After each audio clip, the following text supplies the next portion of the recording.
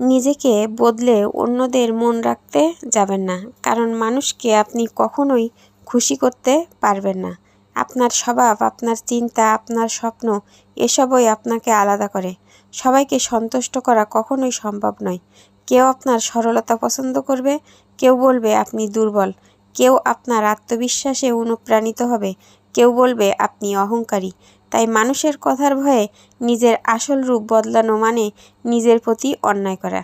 আপনি যদি নিজের মূল্য বুঝতে শেখেন, তাহলে অন্যদের স্বীকৃতির জন্য আর আপনাকে বসে থাকতে হবে না।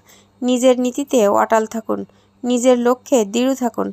যে মানুষগুলো সত্যিই আপনাকে ভালোবাসবে, তারা আপনার আসল রূপ দেখেই আপনাকে গ্রহণ করবে, আপনার নকল সংস্করণ দেখে নয়। নিজেকে বদলান উন্নতির জন্য, শেখার জন্য, বড় হওয়ার জন্য, কিন্তু কখনোই বদলাবেন না শুধু কারোর মন রক্ষা করার জন্য। কারণ দিনের শেষে সবচেয়ে গুরুত্বপূর্ণ মানুষটি আপনি নিজেই। নিজের কাছে সৎ থাকুন, তাহলেই জীবনের প্রতিটি পদক্ষেপ হবে শক্ত, পরিষ্কার এবং আত্মমর্যাদায় ভরা।